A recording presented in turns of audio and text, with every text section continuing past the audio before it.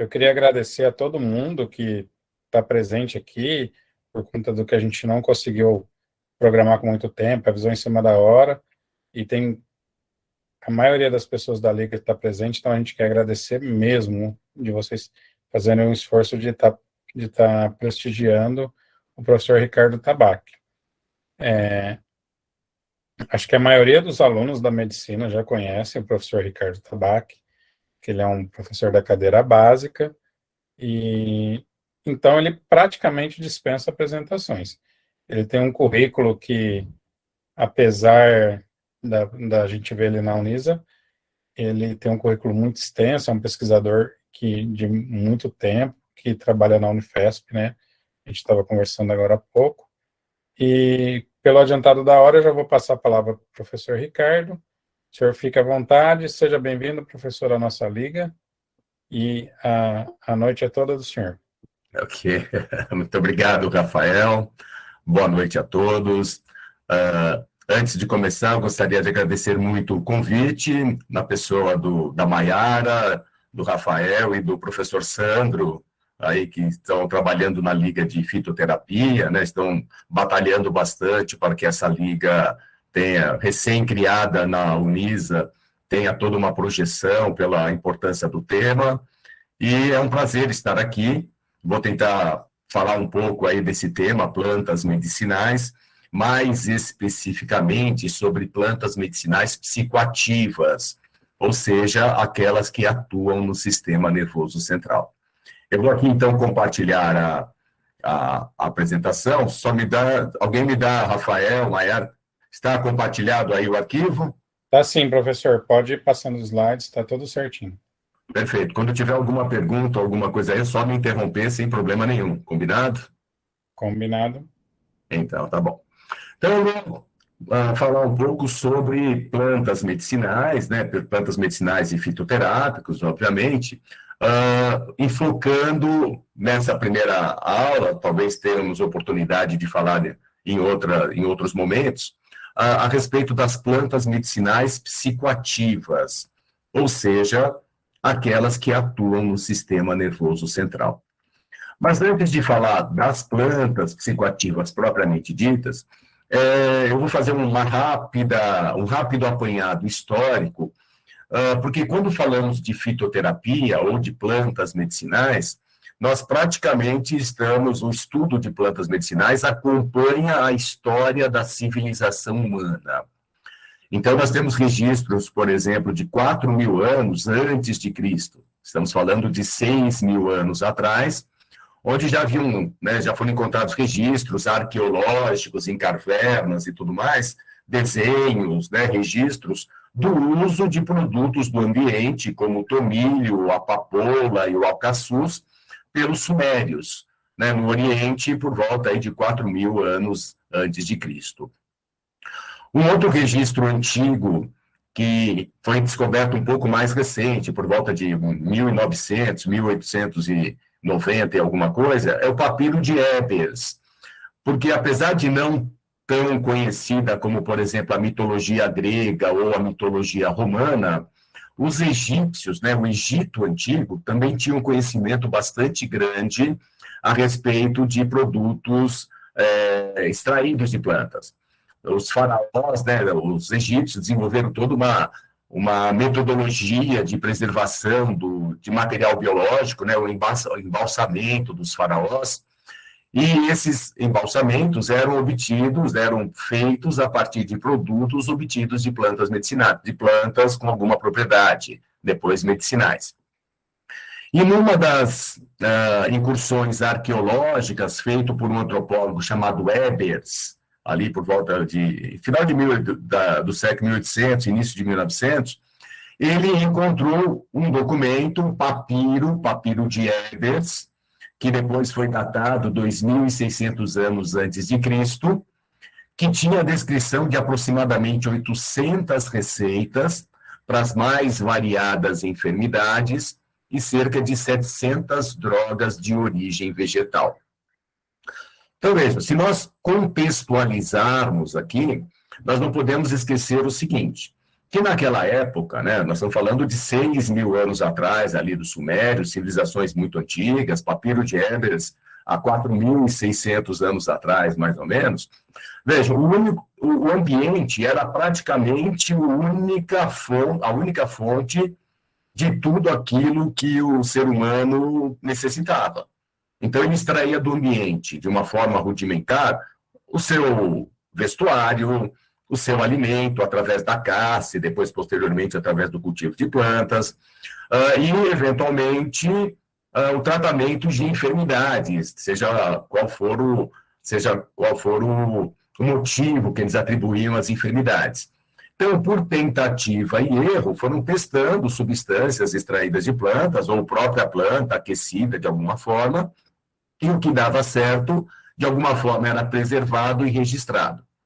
Claro que naquela época era muito mais erro do que acerto, né? Era por tentativa e erro, poucas tentativas davam certo, muitos erros aconteciam, porque não se tinha nenhum parâmetro fisiológico, farmacológico, mas, de qualquer maneira, esses registros foram sendo elaborados, e nós temos, então, uma série de documentos que testemunham, vamos dizer assim, toda essa história do ser humano, da civilização humana e o seu uso do ambiente, o seu uso de recursos do ambiente. Nós costumamos muitas vezes dizer que a sabedoria vem do Oriente, dos povos antigos, né? Vem da medicina tradicional chinesa, China com milhares de anos antes de Cristo, né? Vem do Egito, vem dos Sumérios, vem lá da antiga Mesopotâmia, e vem também da Índia, né, da medicina Ayurveda, por exemplo.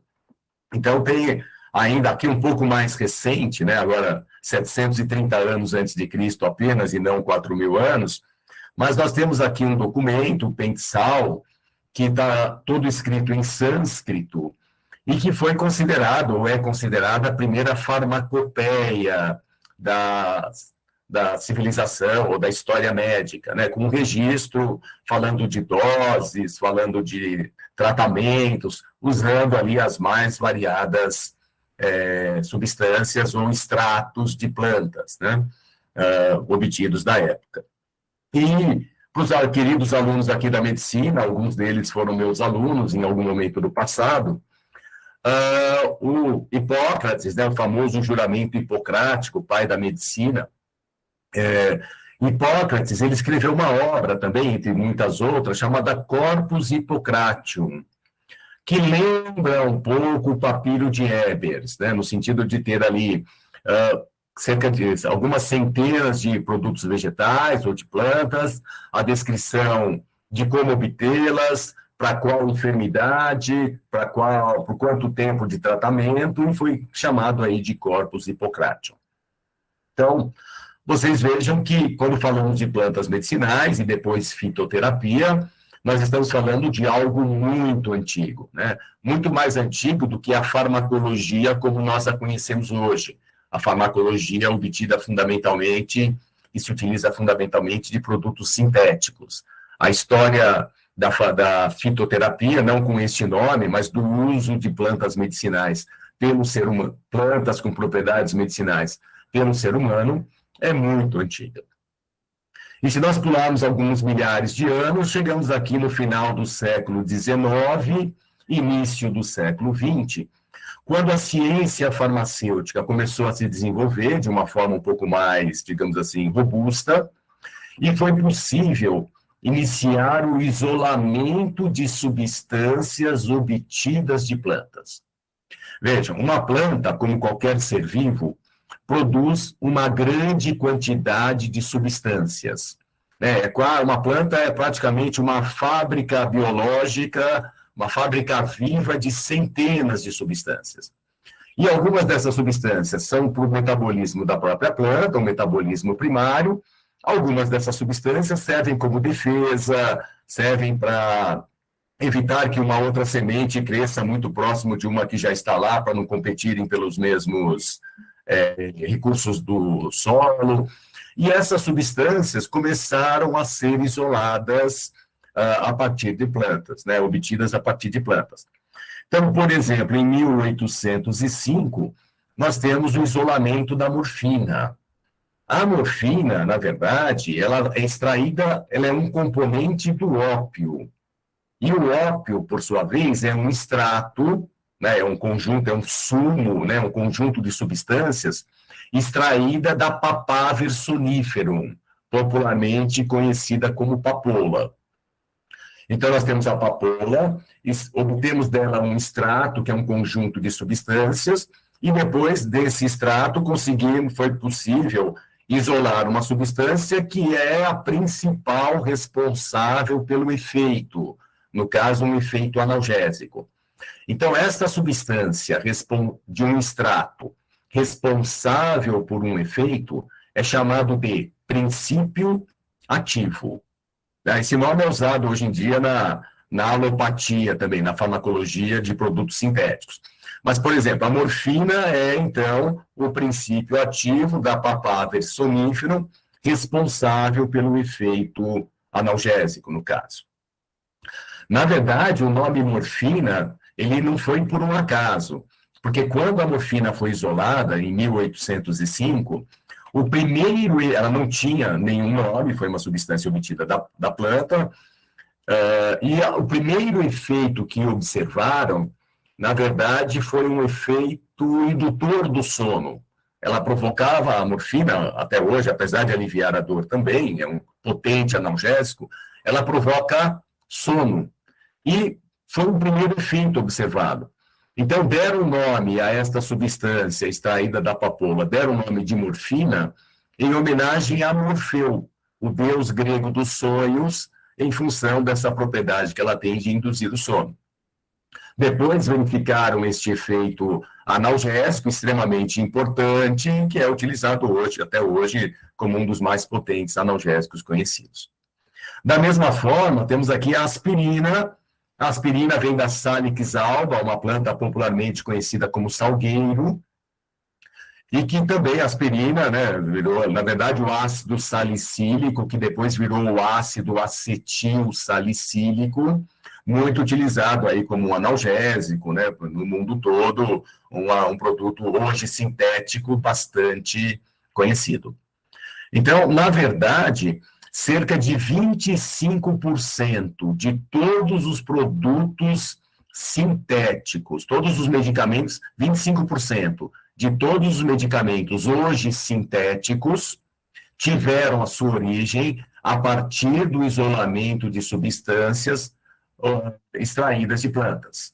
Então, são hoje os princípios ativos de plantas no passado, alguns deles se transformaram, foram modificados quimicamente, né, como o ácido salicílico virou o ácido acetil salicílico, por exemplo, mas foram modificados e hoje fazem parte ali digamos, do rol de substâncias químicas que fazem parte da composição da maior parte dos medicamentos.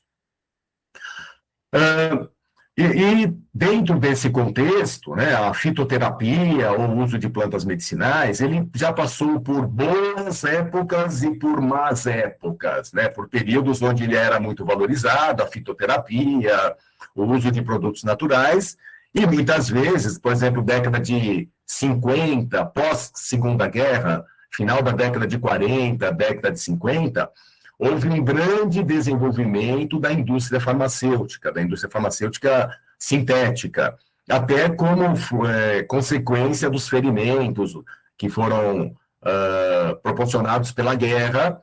Então, década de 50, década de 60, 70, a fitoterapia ou o uso de produtos naturais ficou um pouco jogado assim ao ostracismo, digamos, né? Porque acreditava-se, num determinado momento, que os produtos químicos feitos em laboratório, portanto, os sintéticos, a alopatia, são mais estáveis, são mais precisos do ponto de vista químico, e os produtos obtidos de plantas teriam aí vários fatores que afetam a estabilidade da droga, tem a sazonalidade, que vai fazer com que a planta cresça num determinado período do ano, e não numa estação do ano e não outra. Esses hormônios vegetais, eles mudam, pode ter uma concentração grande na raiz e não ter na folha, por exemplo. Então, existem algumas peculiaridades relacionadas à fitoterapia ou a produtos de origem vegetal, mas que hoje, com o desenvolvimento da indústria farmacêutica, boa parte deles já não é mais um problema, né? E aí, então, nós entramos na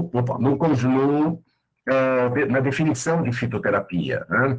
É uma terapêutica caracterizada pelo uso de plantas medicinais em suas diferentes formas farmacêuticas, sem a utilização de substâncias ativas isoladas, né? Ainda que de origem vegetal. Porque a fitoterapia normalmente trabalha com extratos de plantas. Por exemplo, tem uma planta muito utilizada para o tratamento de gastrite, de úlcera, chamada espinheira santa. E o que funciona não é um princípio ativo, mas é o conjunto ali de substâncias. É o extrato da espinheira santa que combate a gastrite. Se a gente pensar no ginkgo biloba, eu vou falar dele daqui a pouquinho também, no ginkgo biloba é o extrato do ginkgo biloba que funciona, é um extrato padronizado, não é qualquer substância. Ele tem teores definidos de diferentes substâncias. Mas muitas vezes nós não encontramos um componente responsável pelo efeito, como foi o caso da morfina, por exemplo. E aí se trabalha com o extrato, que é esse conjunto aí de substâncias. E a fitoterapia, então, trabalha com este conceito, né? E como é que os medicamentos, né, fitoterápicos chegam na farmácia, né? Chegam ali com acesso à população na forma de um medicamento. Então, no início, se faz como é que eu vou dizer assim, um screening, né? Uma pesquisa sobre quais plantas teriam potencialmente um efeito. Isso se baseia, por exemplo, no estudo de fitoquímica, que é a sua composição química, se baseia em registros históricos, né, na medicina, por exemplo, utilizada pelos afrodescendentes, pelas populações ribeirinhas, pelas comunidades tradicionais, como os índios, por exemplo, e há todo um conceito que passa de geração para geração, um conhecimento que passa de geração para geração. Então, a partir destas informações, a etnobotânica, a etnofarmacologia, até a observação do que os animais se alimentam na natureza quando eles estão com algum desconforto, também serve como uma fonte inicial de estudo. O uso popular de uma determinada planta para uma determinada enfermidade, por exemplo. E aí se pega, então, a planta e leva para o laboratório. No laboratório se faz ali a obtenção de extratos, e se testa num primeiro momento o extrato, para ver se esse extrato tem efeito ou não, ou se ele não tem o efeito, ou o efeito não é tão significativo, vai se isolando os componentes, né, para ver qual deles seria um princípio ativo. Aí nós passamos, uma vez isolada a substância, determinada a sua composição química, ou o extrato, se faz estudos pré-clínicos. O que são estudos pré-clínicos? Aqueles que são obrigados a serem feitos, tem toda uma legislação, antes de serem testados no ser humano.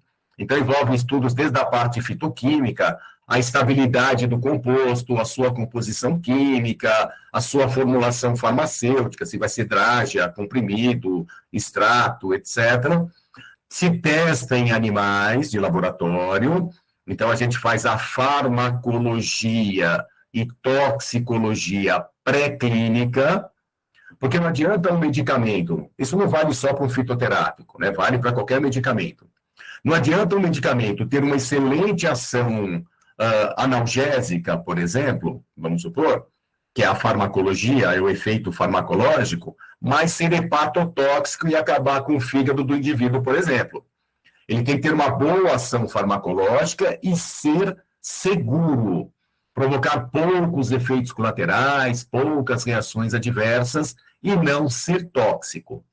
E tudo isso tem que ser testado antes de passar para o ser humano. Por isso que existe toda uma legislação determinando quais os testes que devem ser feitos na farmacologia e toxicologia pré-clínica, que é o que está representado aqui por esse animalzinho.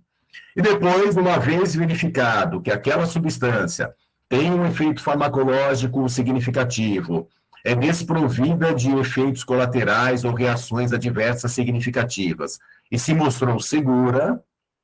Tudo isso acompanhado por um grande dossiê, encaminhado à Anvisa, ao Ministério da Saúde e tudo mais, se autoriza a fazer um estudo clínico, né?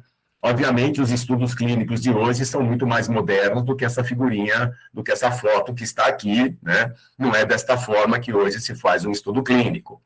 E o estudo clínico, na verdade, ele tem 4 etapas, fase 1, 2, 3 e 4. Demora muitos anos para o medicamento começar aqui no primeiro estudo e chegar na farmácia. Às vezes vão 5, 6, até 7 anos, há toda uma sequência de etapas na fase pré-clínica, na fase clínica, e aí depois vira um medicamento, no caso aqui um fitoterápico, a espinheira santa nesse exemplo, e aí tem a fase clínica 4, que é pós-comercialização. É aquela fase onde se vai monitorar o uso pela população e se fazer um registro mais apurado de interações medicamentosas, reações adversas, efeitos colaterais e assim por diante. E, ao mesmo tempo, se encaminha para o cultivo daquela planta com a finalidade de se obter novos extratos para que tenha uma produção aí mais significativa. Então, esse esquema aqui não é exclusivo de plantas psicoativas, né? Qualquer tipo fitoterápico, para se tornar um fitoterápico, ele passa fundamentalmente por este caminho. E o uso de plantas medicinais e fitoterápicos, desde 1978, passou a ser oficialmente reconhecido pela Organização Mundial de Saúde com as mesmas finalidades de um fármaco sintético, ou seja, finalidade profilática, curativa, paliativa ou para fins de diagnóstico. Então, no mesmo uso que se faz de substâncias sintéticas, pode-se fazer também de alguns produtos obtidos de plantas, alguns fitoterápicos. Né?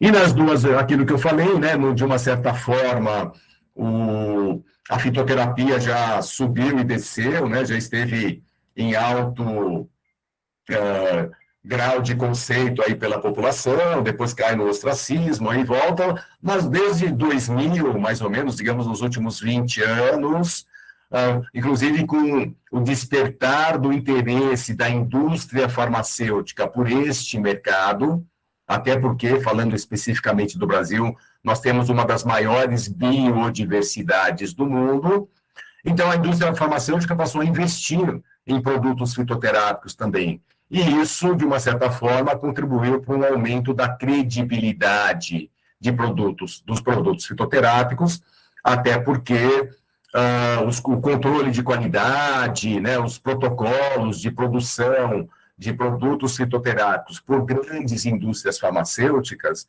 inclusive algumas multinacionais, seguem praticamente os mesmos parâmetros da produção de um produto sintético, o que aumenta muito a confiabilidade do produto, a sua credibilidade, segurança, qualidade e assim por diante. E, uma vez feita essa introdução, né, mais para contextualizar e vocês terem um pouco mais de ideia, uma ideia um pouco mais precisa sobre a fitoterapia, eu entro, então, no tema propriamente dito da minha apresentação hoje, que é o estudo, né, ou a apresentação das plantas medicinais psicoativas, ou seja, aquelas que atuam e provocam algum efeito no sistema nervoso central.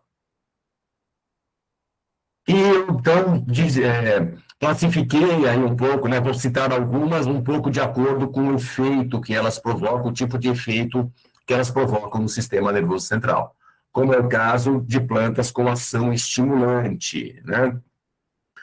Então, quando eu falo, por exemplo, do café, do guaraná ou do mate, eu estou falando, neste caso especificamente, principalmente da cafeína, que tem em grande quantidade nesses produtos. Então, no chá mate, no chá preto, por exemplo, eles não servem como calmante, porque eles têm elevados teores de cafeína, dependendo da forma de preparo do café ou do mate, a quantidade de cafeína nos dois pode ser aí muito parecida, muito próxima. E a cafeína, embora não seja um estimulante potente, não deixa de ser estimulante do sistema nervoso central. E a cafeína, não vou entrar em muitos detalhes aqui, mas ela tem todo um mecanismo de ação, né, lá no sistema nervoso central, então ela é um antagonista da adenosina. A adenosina teria aí um efeito, digamos, mais depressor do sistema nervoso central, né, mais sedativo, digamos assim, e a cafeína impede que a adenosina atue, é um antagonista adenosinérgico e também inibe a fosfodiesterase, enfim, um mecanismo de ação que eu não vou entrar em muitos detalhes agora, mas que explica por que a cafeína, presente em todas essas plantas aí, tem esse efeito estimulante. E no caso da cafeína, ela está presente como um dos veículos em alguns medicamentos, mas ela, no caso do Brasil, por exemplo, e em alguns outros países, né, ela é utilizada de uma forma também assim alimentícia, né? Todos nós gostamos de tomar um cafezinho, mais concentrado, menos concentrado, mais forte ou mais fraco. Tá sim, professor, pode continuar. Posso continuar? Tá já. Então, retomando aqui, né, estava falando da cafeína, né, do café, no caso, a cafeína. Então, teve um estudo lá na Unifesp, já faz um certo tempo, uma tese de mestrado, que tentou verificar, baseado em alguns dados da literatura, o efeito da cafeína, o tratamento da doença de Parkinson com diferentes extratos de café. Na verdade, um extrato com diferentes concentrações de cafeína. Nós temos modelos experimentais que simulam lesões parecidas com Parkinson, e os resultados não foram...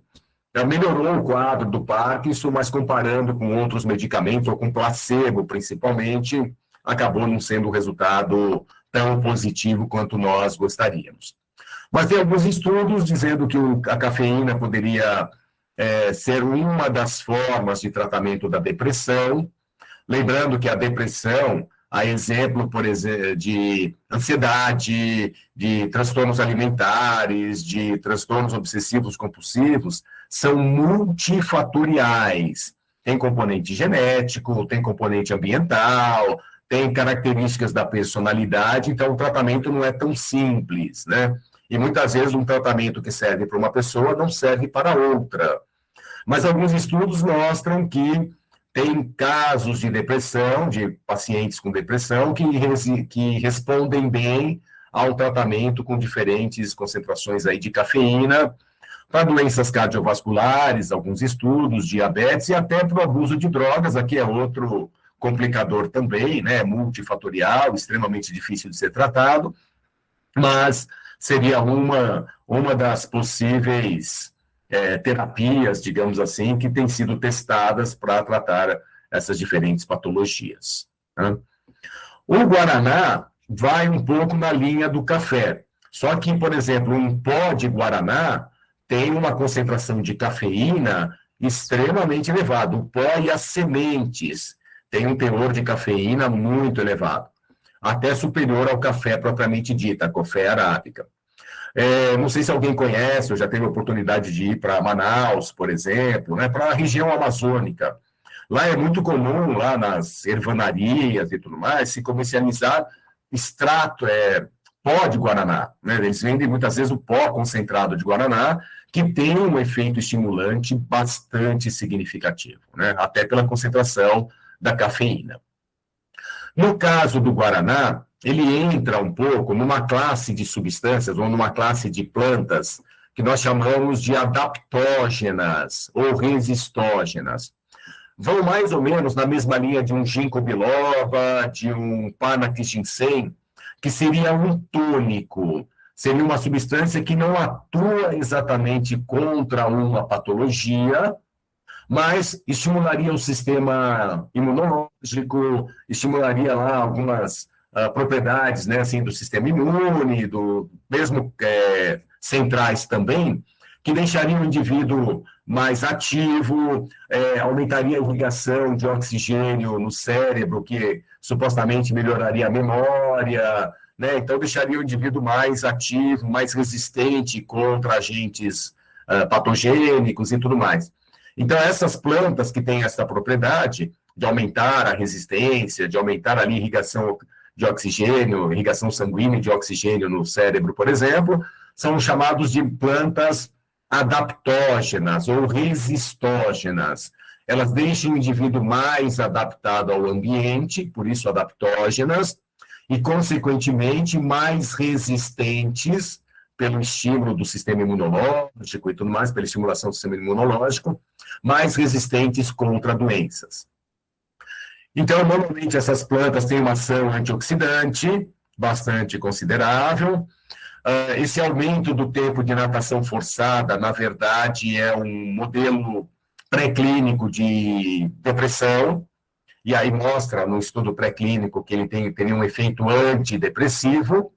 E também, aqui é um modelo experimental chamado esquiva passiva, que nós treinamos um camundongo para aprender determinadas tarefas, e os animaizinhos de laboratório tratados com guaraná, com alta concentração de cafeína, tiveram uma memória, um desempenho numa tarefa lá de lembrar um determinado, onde estava a ração, num determinado labirinto, por exemplo, melhor do que aqueles animais que foram tratados com salina, com água, ou com qualquer outra substância que não tenha este efeito.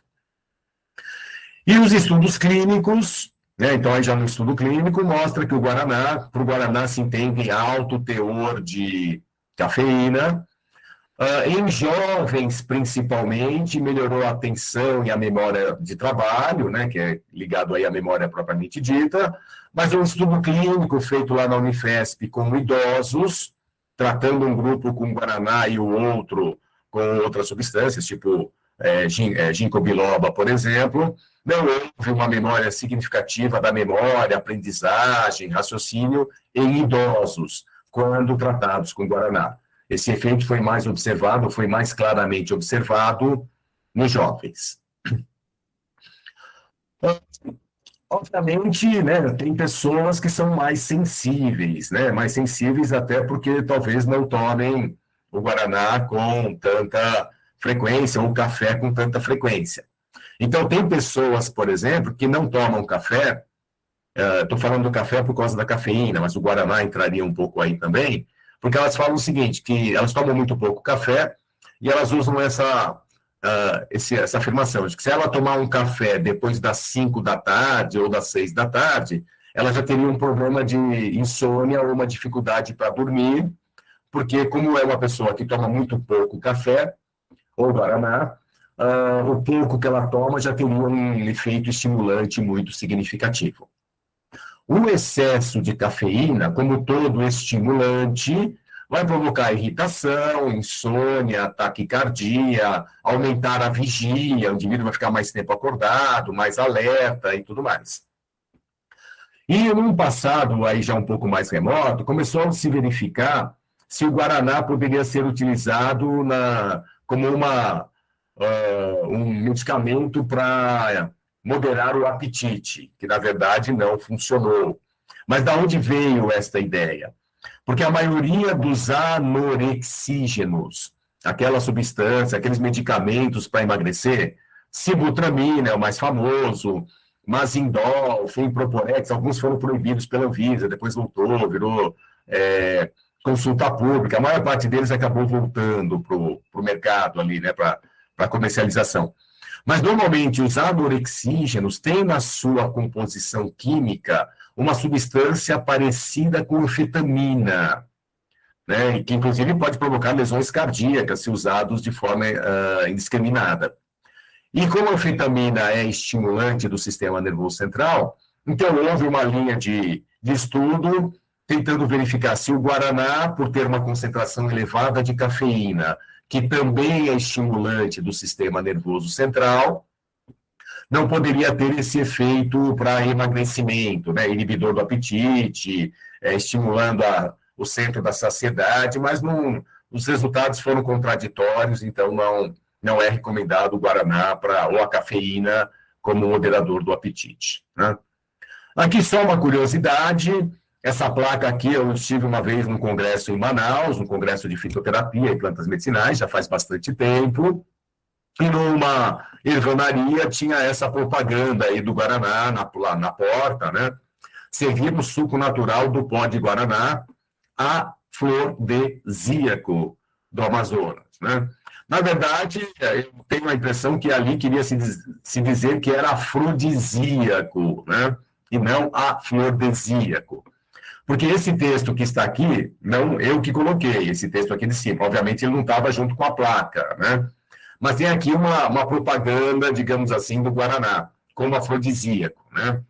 Foi ele, o bugre brasileiro é o Guaraná, quem pôs nas nossas mãos o mais seguro meio de removermos para bem longe a velhice, garantindo ao nosso organismo, em longa primavera, as vantagens que são o apanágio da mocidade. Então, essa é digamos assim, uma citação a respeito das supostas propriedades do Guaraná como um tônico, como um afrodisíaco e tudo mais.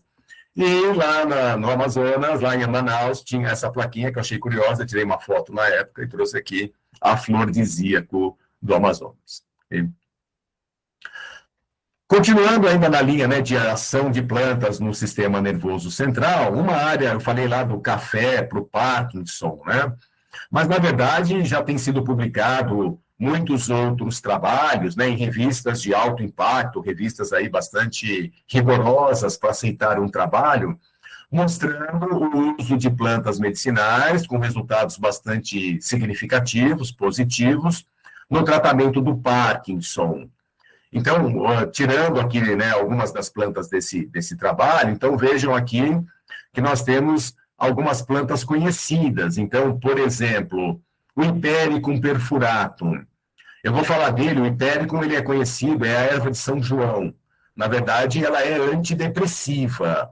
Né? Ela é muito usada como antidepressiva, tem estudos mostrando esse efeito, mas tem alguns estudos mostrando que também poderia reverter um pouco o quadro, o avanço do Parkinson. Lembrando que o Parkinson, o Alzheimer, são doenças neurodegenerativas e progressivas.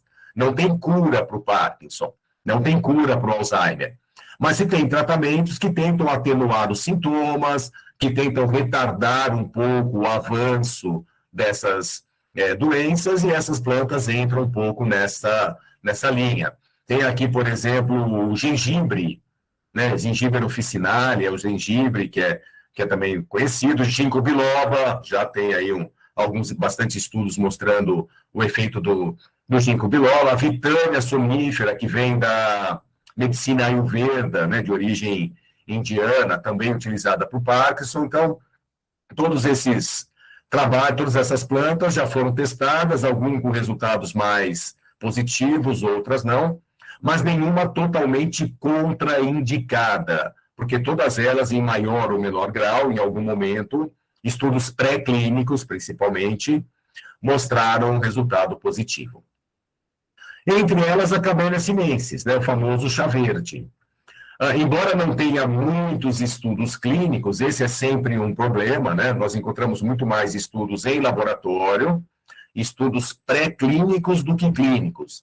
O estudo clínico é muito mais caro, depende de uma infraestrutura hospitalar e de enfermaria, ela depende ali de um atendimento 24 horas por dia aos voluntários ou aos pacientes e de recursos financeiros bastante elevados. Então, não só no Brasil, mas de uma forma geral, nós encontramos muito mais estudos em animais de laboratório, estudos pré-clínicos, simulando esses quadros, do que estudos clínicos propriamente ditos. No caso dos estudos, nós temos modelos experimentais para simular o Parkinson, né, para provocar a destruição de neurônios dopaminérgicos, como, por exemplo, a 6-hidroxidopamina, que promove aí morte celular, neuronal, no caso. Então, o tratamento, né, a administração da Camellia sinensis em estudos pré-clínicos mostrou que ela atenua, né, alivia um pouco a velocidade com que a morte neuronal vai ocorrendo no Parkinson e, consequentemente, retarda um pouco o seu desenvolvimento, né, o seu desenvolvimento, assim, a sua evolução. Não tem um efeito preventivo. Se eu tomar muito chá verde, eu não vou ter Parkinson. Isso não acontece. Mas acaba servindo aí, se for detectado no início, né, o Parkinson, a administração de Camellia sinensis, pelo menos em animais de laboratório, mostrou-se bastante efetiva, né? Da mesma forma, o Panax ginseng, né, uma planta muito antiga, né? E a palavra, na verdade, Panax ginseng, vejam essa figura aqui, né? Essa figura estilizada.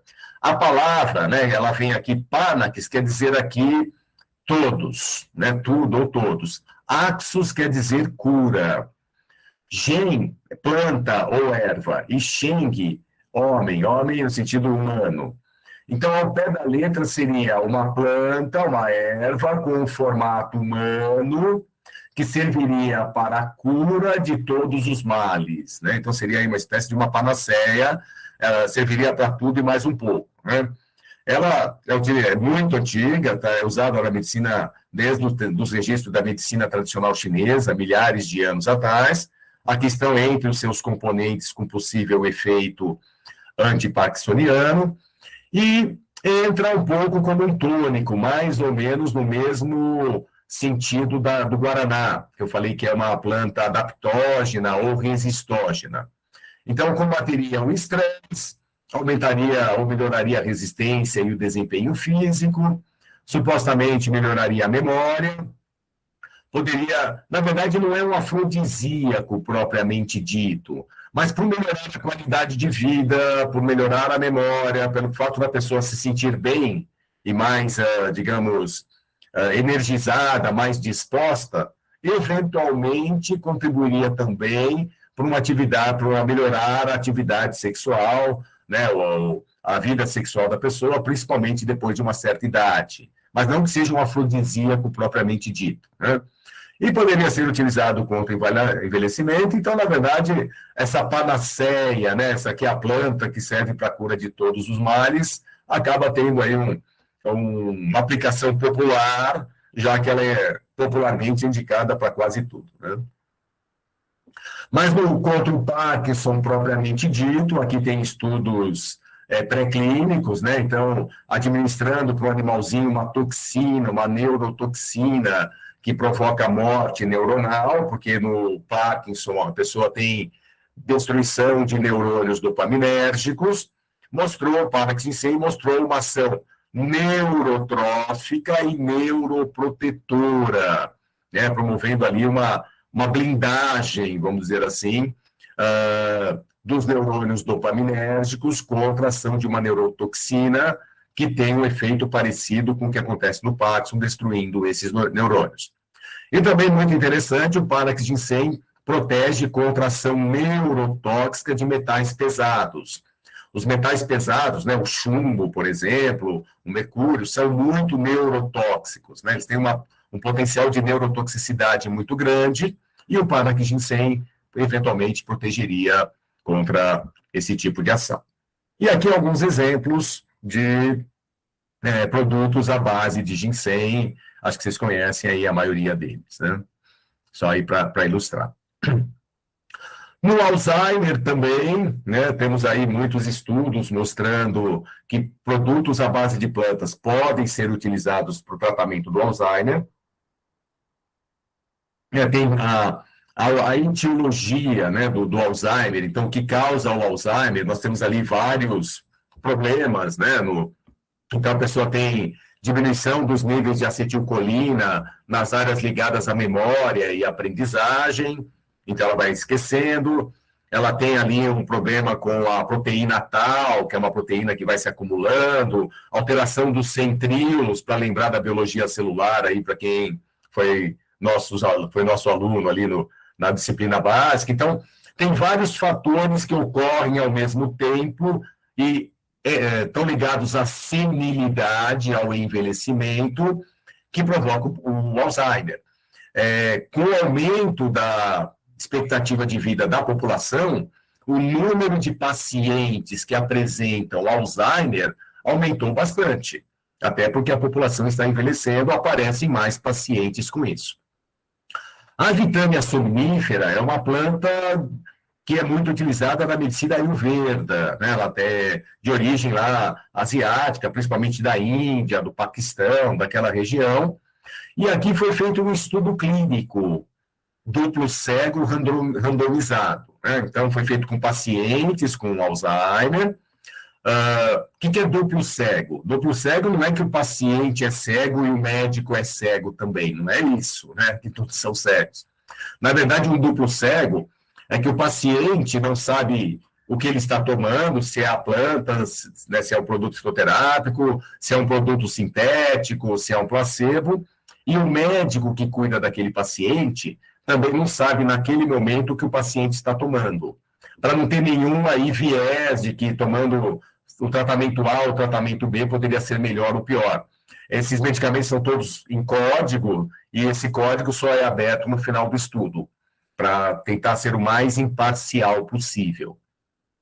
E no caso desta planta, ela reduz o estresse, melhora a concentração e reverte o esquecimento, mas o número de estudos clínicos, né, o número de estudos clínicos é um número relativamente curto, pequeno, então há necessidade de mais estudos para sustentar esse efeito terapêutico desta planta, né? Uma planta muito interessante também é a Galanthus nivalis. Por quê? Porque o princípio ativo, lembra que eu falei lá no comecinho, o princípio ativo de uma planta é aquela substância, a principal substância responsável por um efeito.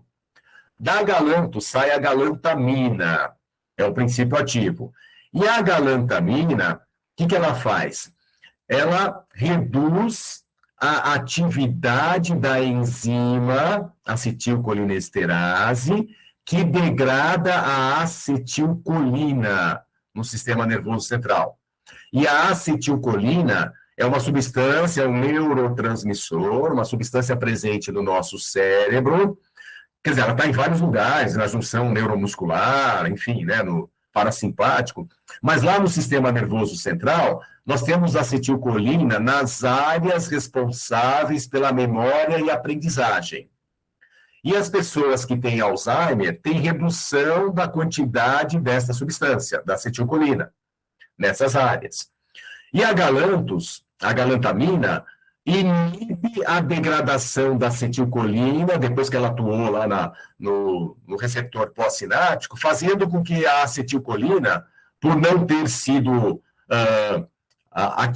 por não ter sido degradada pela enzima, a acetilcolina fica mais tempo na fenda sináptica, consequentemente, há um aumento da neurotransmissão colinérgica, de tal maneira que, supostamente, poderia reverter esse prejuízo da memória, da cognição que um paciente do Alzheimer tem, e que um dos fatores para o prejuízo de memória é a redução da acetilcolina.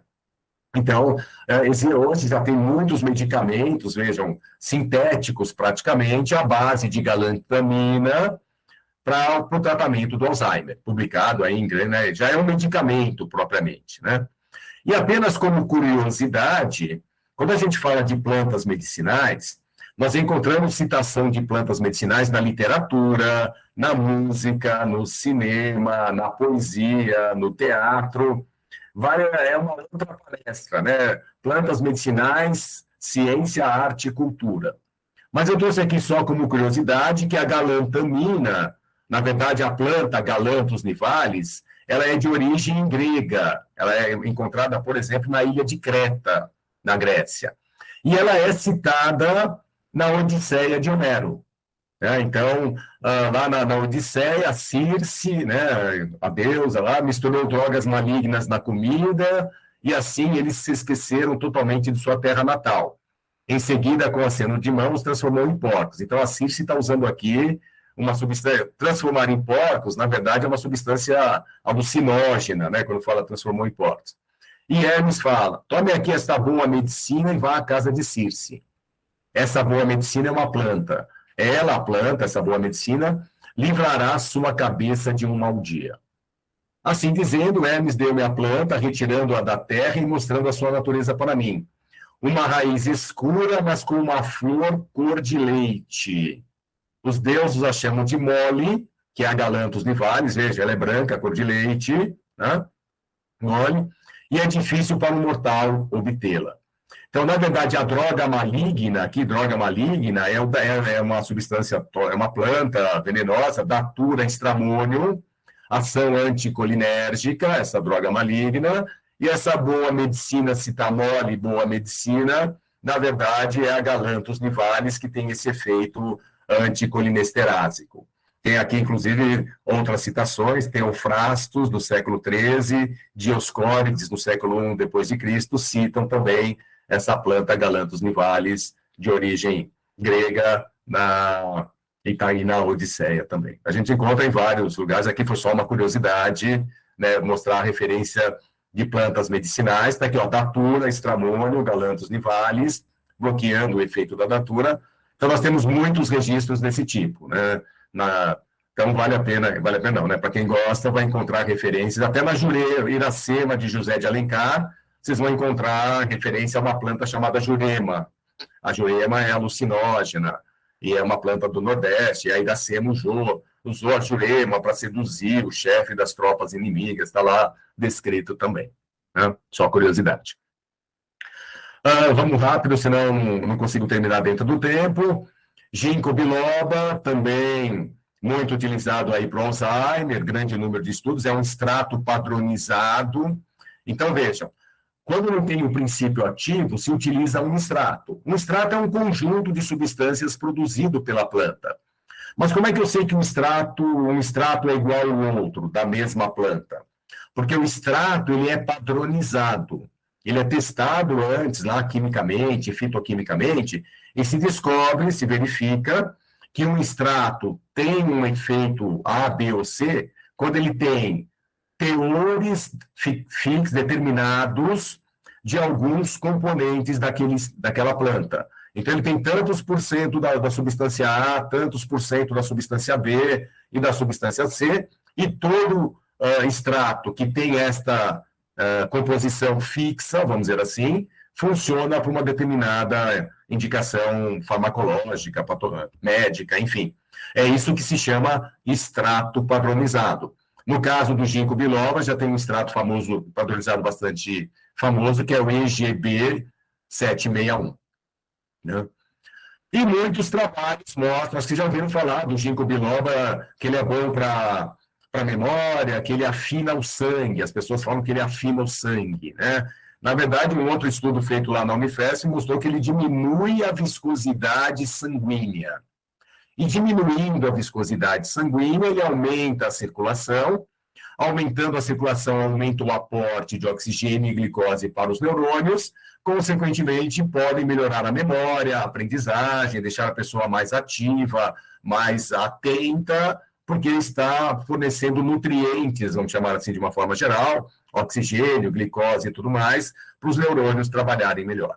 E, eventualmente, nesse processo, melhorar a memória e a aprendizagem, os processos cognitivos de quem tem, de um paciente que tenha Alzheimer.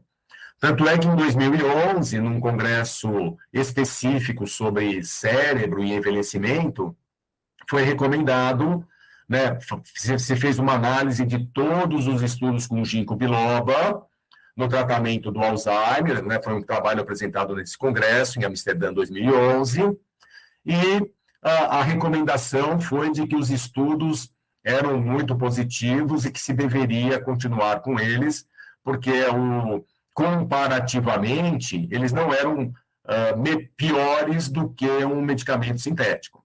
Então, esse congresso falou, né, avaliou e publicou dizendo que o ginkgo biloba tinha uma eficácia muito grande no tratamento sintomático da demência e no prejuízo cognitivo, não servia para prevenção, tomar ginkgo biloba não necessariamente previne o Alzheimer, mas que recomendava a continuidade dos estudos em função dos dados promissores, que estão promissores até hoje, porque se tem uma dificuldade muito grande de fazer estudos clínicos, como eu comentei, pelo custo que esses estudos têm, né?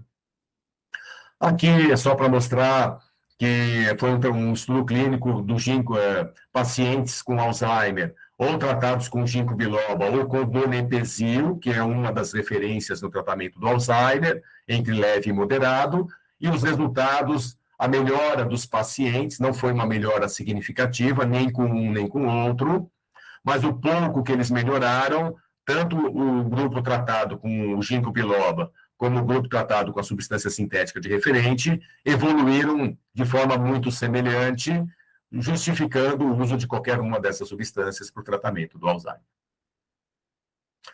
Ação antidepressiva é a erva de São João, né? A erva de São João, ou hipérico, muito utilizado. Na Alemanha, por exemplo, para depressão de leve a moderada, normalmente é o hipérico que se usa. A Alemanha, apesar de não ter quase nada de biodiversidade, é um dos países onde a fitoterapia é uma das mais desenvolvidas do mundo, a Alemanha, e a utilização do hipérico como antidepressivo é bastante significativa lá naquele país. Na Idade Média, se colocava lá nas janelas para afugentar os espíritos do mal. E por que essa planta é conhecida popularmente como erva de São João? Ela é de origem europeia e na Idade Média ela era colhida principalmente na manhã do dia 24 de junho, dia de São João, mas lá está no verão europeu.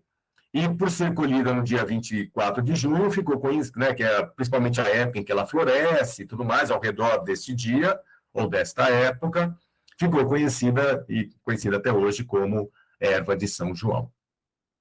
Muitos estudos indicam que ela pode ser utilizada, né, para uma depressão de leve a moderada. Aqui no hipérico também não se tem um princípio ativo muito definido, é o extrato padronizado que funciona, porque quando se isola uma substância ou outra, o efeito é menor, mas ela tem hoje na forma de medicamentos, com receita médica e tudo mais, é um dos principais antidepressivos vendidos no mundo. Tá? Agora, o que acontece? Né? Quando a pessoa tem depressão, o principal neurotransmissor envolvido é a serotonina, que é uma das substâncias que o nosso cérebro lá produz, a serotonina. E quando a pessoa toma um antidepressivo, inclusive o hipérico entra aí, normalmente essa substância, esse medicamento ou esse fitoterápico, vai aumentar a transmissão serotoninérgica, vai aumentar a quantidade de serotonina no cérebro, liberação pelos neurônios e tudo mais. E o excesso de serotonina pode provocar uma síndrome, que é a síndrome serotoninérgica, pelo excesso de serotonina, e que provoca, entre os vários efeitos, confusão mental, fotossensibilidade, casos de mania e interação medicamentosa pode interferir no efeito de outros medicamentos com ação no sistema nervoso central. Então, precisa tomar um pouco de cuidado, porque as pessoas têm essa ideia de que se é um produto natural, se ele não ajudar também, se ele não atrapalhar também não ajuda, então eu posso tomar por conta própria, do jeito que eu quiser, na hora que eu quiser. E isso não é verdade. Tem muitos medicamentos de origem vegetal que são tóxicos, que interferem no efeito de outros, que têm reações adversas, efeitos colaterais, como qualquer medicamento. Para a gente aqui, deixa eu ver, terminar, deixa eu ver que slide já está quase acabando aqui, não sei se tem, eu minimizei um pouco para ver se tem alguma pergunta ou algo parecido, acho que não, né? A gente vai, então, caminhando aqui, vou compartilhar aqui de novo. Para terminar, falar um pouco aqui dos ansiolíticos, né? Então, vou pular um pouco aqui a definição de ansiedade, para não tomar muito tempo e não ultrapassar muito tempo. Mas só para dizer que a ansiedade, assim como a depressão, são problemas de saúde pública no mundo, né? São as doenças do mundo moderno. Com a pandemia, esses quadros aumentaram bastante, né? De depressão, de ansiedade. E a maioria dos medicamentos ansiolíticos, o famoso Rivotril, por exemplo, que é o clonazepam, o Valium, que é o diazepam, provocam muitos efeitos colaterais e muitas reações adversas. Então, vejam, que são os benzodiazepínicos, né? Clonazepam, lorazepam, diazepam, então o nome comercial do diazepam pode ser o Valium, pode ser o Compass, o Lorax é o lorazepam, o Rivotril é o clonazepam. Eles atuam no sistema nervoso central e vão liberar o ácido gama-aminobutírico, né? Eles estimulam neurônios GABAérgicos, que liberam uma determinada substância lá no no nosso sistema nervoso central um neurotransmissor que diminui a atividade, que é o GABA, o ácido gama-aminobutírico. Mas os benzodiazepínicos, esses medicamentos, como eles diminuem a atividade central de uma forma geral, eles podem provocar prejuízo de memória, porque eles diminuem a atividade de todas as áreas do cérebro, inclusive o sistema nervoso central, inclusive as áreas envolvidas com memória, aprendizagem, etc. Então, eles provocam prejuízo de memória, reduzem os reflexos, né, porque vão deixar o indivíduo mais lento, provocam sonolência, mas o mais importante é que eles têm um potencial muito grande de provocar dependência, tolerância e dependência. A pessoa vai aumentando cada vez mais a dose, porque vai perdendo o efeito, as doses anteriores vão perdendo o efeito, e, consequentemente, vai se tornando dependente, não consegue ficar mais sem ele, se retirar, entra numa síndrome de abstinência. Então, até por causa disso, né, desse potencial de dependência, muitos estudos foram feitos no passado e são feitos até hoje com produtos à base de plantas, para verificar se essas plantas não têm um efeito ou não teriam esse efeito ansiolítico. E que vão atuar no mesmo lugar dos medicamentos sintéticos, lá no receptor GABAérgico, liberando o ácido gama-aminobutírico. E o principal componente da planta, voltando lá para o comecinho, falei para vocês que a planta é uma fábrica de centenas de substâncias. Entre estas substâncias, tem uma família de substâncias chamada flavonoides. E os flavonoides, como a apigenina, a baicaleína, atuam no mesmo lugar, lá no receptor GABAérgico tipo A, aumentando a liberação destas substâncias para diminuir a ansiedade sem provocar dependência, tolerância, dependência e tudo mais. A passiflora, que é o maracujá, a valeriana, a camomila, todas elas têm este efeito. Outro também componente que pode ter um efeito ansiolítico está presente nos óleos essenciais, né? Nas substâncias aromáticas. Quando se faz um chá, por exemplo, aquela substância vai para o ambiente, ela é volátil, né? Tem um aroma agradável, e algumas substâncias presentes no óleo essencial também pode ter um efeito leve, mas um efeito ansiolítico também. Tá? O capim-cidrão, né, que é aquele capim de estrada, ele tem um efeito ansiolítico, porque o componente ansiolítico está presente no óleo essencial. O nome da planta é Cymbopogon citratus, é o famoso capim de estrada, né, o capim-cidrão. Tá? A valeriana também ela é indutora do sono, né, e tem esse efeito ansiolítico. A valeriana e a passiflora estão na composição de um grande número de fitoterápicos com ação, com efeito ansiolítico no organismo. Então, a valeriana é um exemplo, né? Tem aqui a valeriana, passar um pouco mais rápido, a passiflora, que é o maracujá. Então, passiflorine, pasalic, sintocalme, serenos, todos esses medicamentos têm passiflora, muitas vezes tem valeriana também na sua composição, porque são ricos em flavonoides e vão atuar lá do mesmo jeito que o sintético. Só precisa tomar cuidado, né? Teve uma tese de mestrado lá que eu participei lá na Unifesp, estudando vários tipos de passiflora. Existem mais de 500 espécies de passiflora diferentes. E nem todo maracujá é benéfico para o organismo. Tem algumas espécies de passiflora que são extremamente tóxicas, que provocaram a morte daqueles animaizinhos lá em laboratório, porque quando injetamos a passiflora neles, eles acabaram morrendo em menos de 24 horas, mostrando o potencial de toxicidade bastante elevado. As passifloras mais utilizadas como ansiolíticos são a passiflora alata, incarnata e edulis. Essas aqui já não são tão conhecidas, mas tem aqui, essa quadrangulares, por exemplo, é muito encontrada na região amazônica.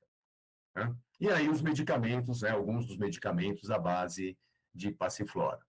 A límpia-alba também tem esse efeito, né, ansiolítico, não tão significativo como o maracujá, por exemplo, ou a valeriana, mas é erva cidreira, um chá de erva cidreira, sempre também é um efeito sedativo e ansiolítico.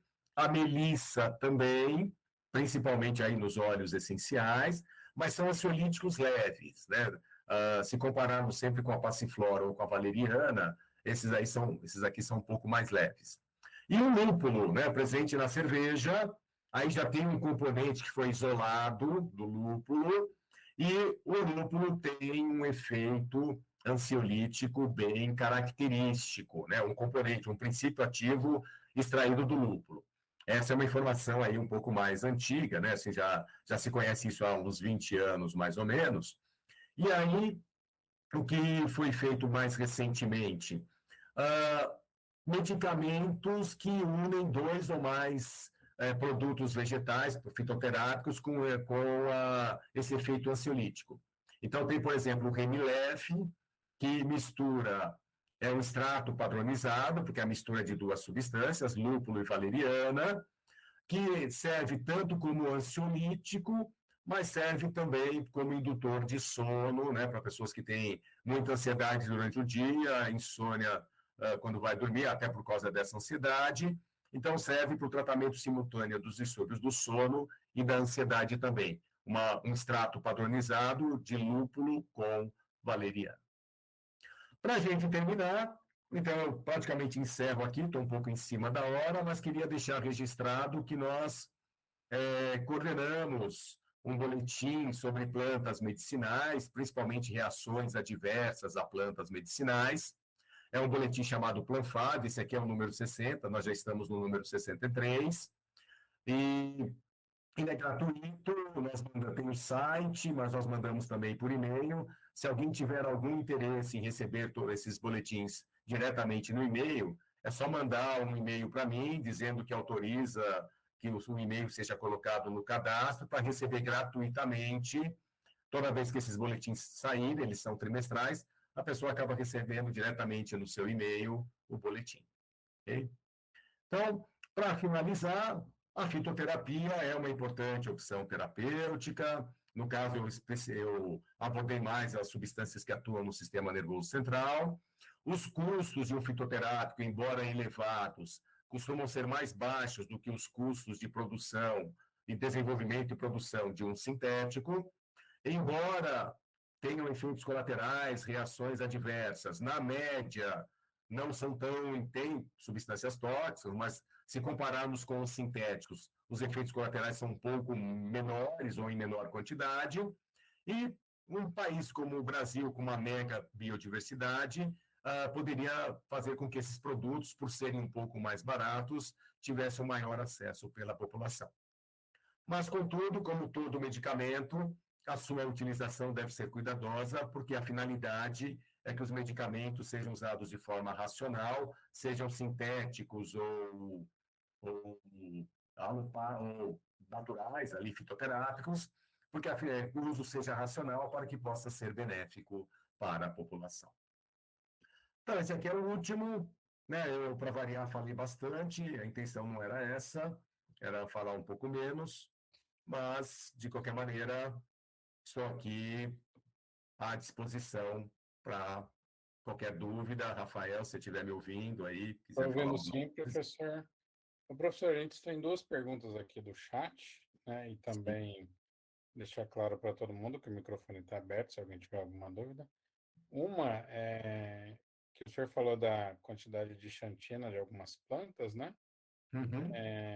Um dos alunos, o Gustavo, perguntou se essa planta não é indicada para gota, essa xantina, se já foi feito algum teste, ou essa xantina não tem uma especificação, não tem uma relação com a xantina que a gente vê na gota. O que a gente chama aqui, no caso de xantinas, né, é um nome, né, assim, é uma propriedade, vamos dizer assim, que se dá a determinadas substâncias que tem lá uma determinada composição química e tudo mais, onde entra, por exemplo, a cafeína, né? Então, xantina nesse sentido. Eu não conheço nenhum estudo utilizando cafeína ou outras xantinas, né? Tem as hipoxantinas, por exemplo, para o tratamento de gota. Não é exatamente a minha área de atuação, mas eu confesso que, independentemente de ser a minha área de atuação ou não, eu nunca fiz uma procura muito específica, mas nunca encontrei nenhum trabalho ou nenhuma referência em que as xantinas poderiam ser utilizadas para gota, que é um processo inflamatório, na verdade, né? O acúmulo de ácido úrico nas articulações e tudo mais.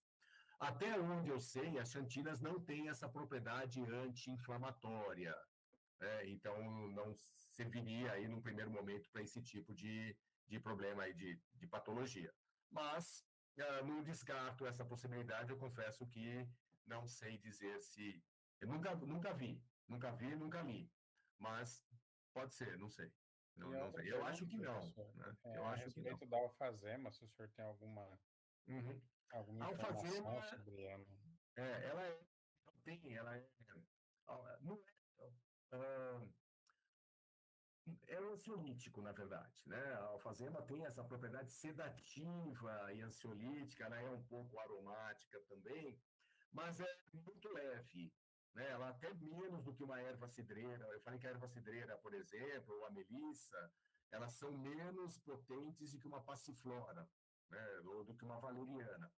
A alfazema, ela tem um uso um pouco cosmético também, né? Ali, perfumaria, alguma coisa nesse sentido, mas tem propriedades ali voláteis, né? E que tem um odor agradável e teria nesses aromas, nesses óleos essenciais, uma certa concentração de flavonoide que teria esse efeito ansiolítico.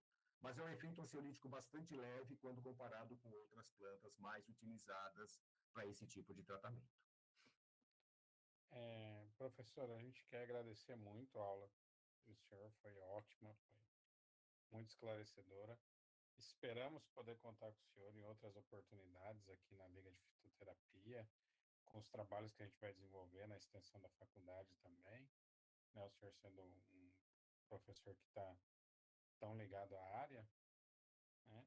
E agradecer. E tem um recado para os ligantes, que a gente passou formas de presença, mas devido à aula hoje não sendo um dia habitual da Liga, e a gente ter tido um pouquinho de problema com a divulgação da aula, a presença não vai ser. Quem não veio à aula não vai ter como falta computada para compor os 75% obrigatório de presença nas nossas aulas. Muito obrigado, professor, e a gente se vê numa outra oportunidade. Ok, Rafael, eu na verdade aqui agradeço. Infelizmente não foi possível dar essa aula numa quinta-feira, né? Até porque eu estou dando aula